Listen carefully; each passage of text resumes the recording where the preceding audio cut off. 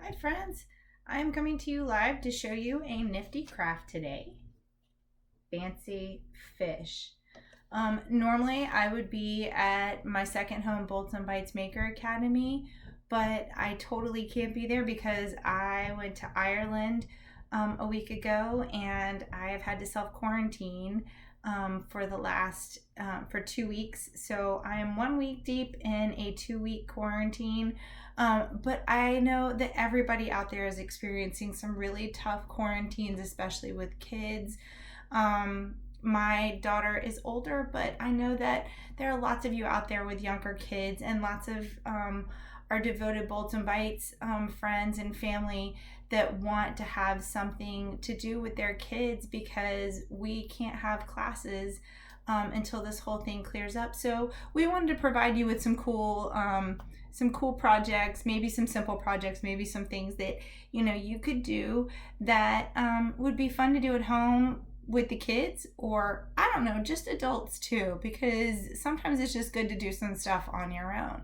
So I want to thank my father-in-law for this fancy fish craft. He brought it to me. It's really cute. I actually have it pinned on my Pinterest page, and I made one, for example, before I put one out there for all of you guys, and it is pretty cute. I have to say, if Reed Bobeth had made this fish, it would have been pretty spectacular, I think. So I'll look forward to seeing what he makes.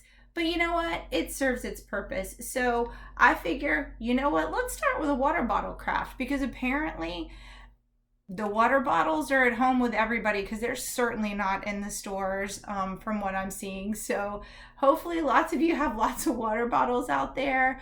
Go digging through your recycling bin and find a water bottle. This is a super simple craft, but really fun, and something you could kind of hang up or create a diorama out of, or something super cool like that.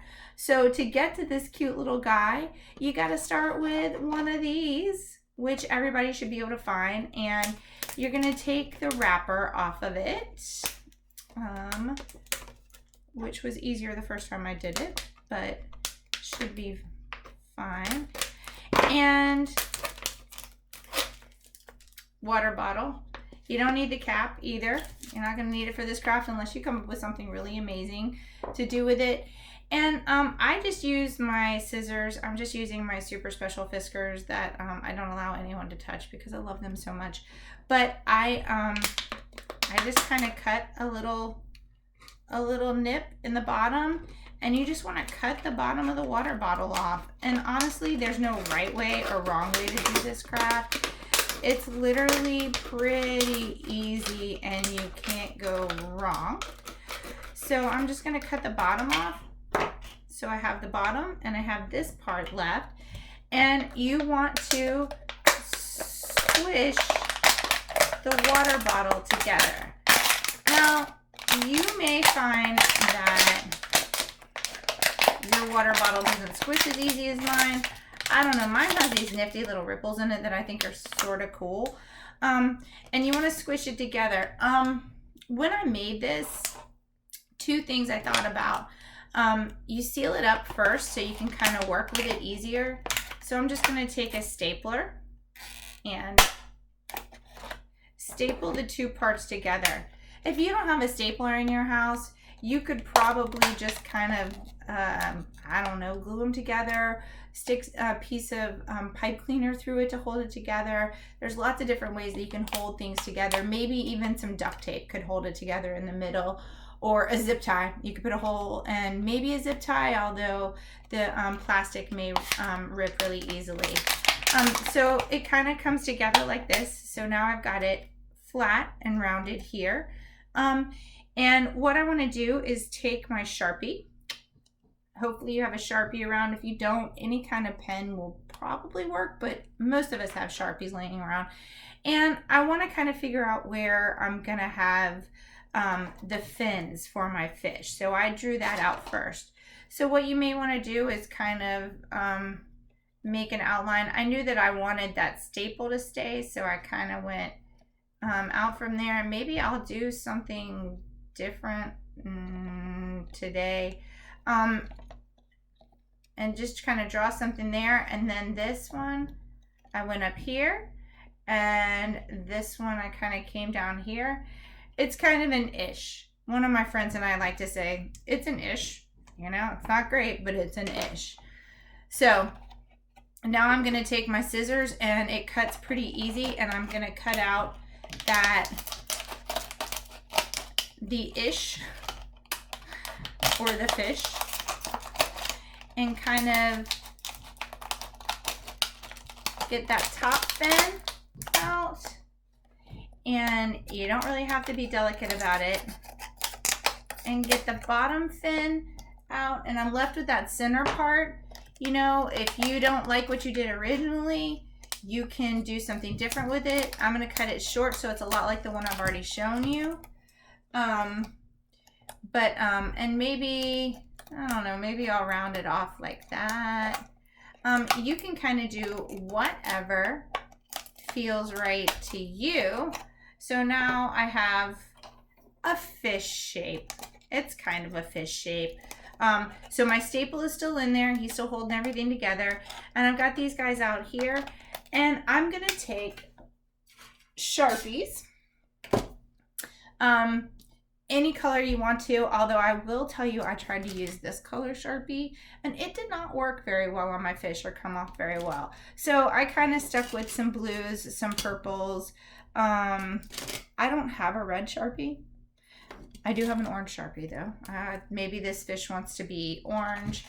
And you can just kind of start coloring with the Sharpie. If you don't have Sharpies and you happen to have paint or something like that, you could do that as well, because the paint would probably stick. It just may take a little longer to dry.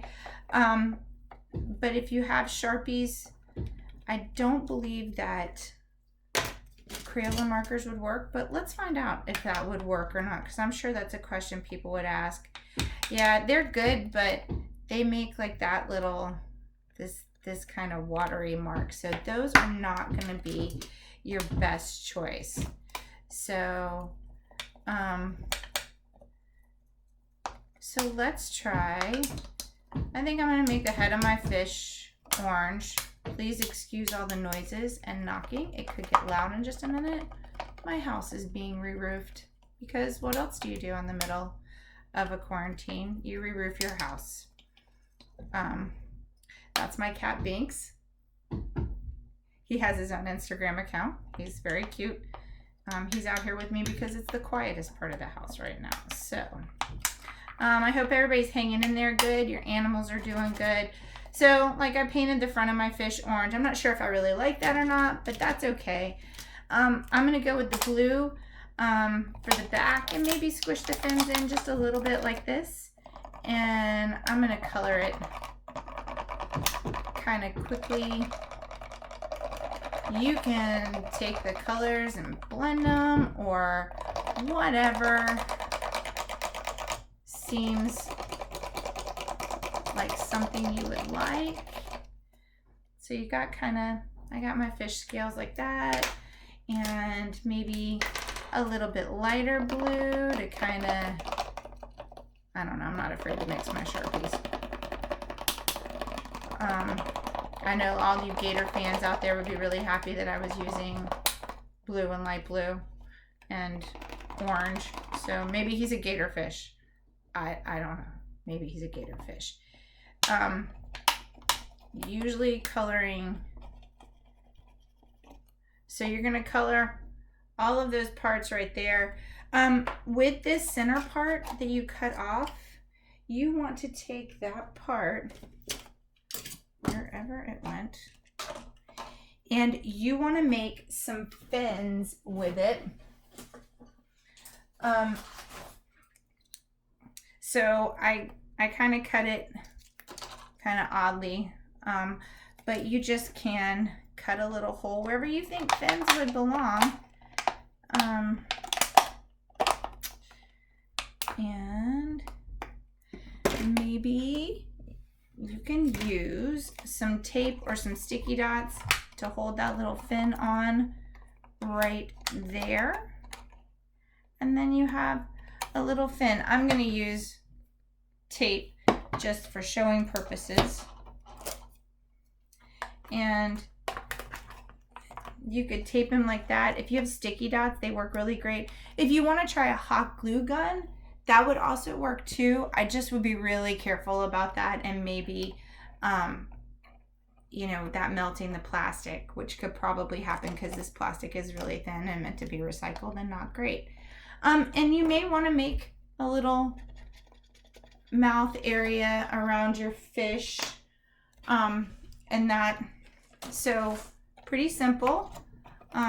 Either tape or glue, or with these guys, right, with mine right here, I took a little fin. I took what I made and cut it into a fin shape and colored it as well. And then I kind of cut a slit in the side and slid in the side. There's really no right or wrong way to do it because it's your fish, and every fish is one of a kind, little fish. But the most important thing that you have to have, and Reed would say this too, you gotta have googly eyes. Every fish needs googly eyes. Everything needs googly eyes. Googly eyes make everything silly and fun and much better. So you want to take the googly eyes and put them on your fish. But you know what? If you don't have googly eyes, you can make your own eyes with paper and a black Sharpie. You could make fish eyes. You can make any color eyes you want to. You could make his eyes pop off his head if you want to in some sort of unusual and strange way. But this is a really super simple craft and something to get the kids, you know, kind of their mind off of having to do schoolwork at home or not being able to go places or stuff like that. And I really enjoyed doing it myself. And I thank my father-in-law because what a cool, super cute craft. And we'll keep bringing you these super cool crafts throughout the next couple of weeks while we're all stuck at home and desperately need something fun to do in our lives. So hope you enjoyed this craft. If you have any questions, let us know, and have a great day.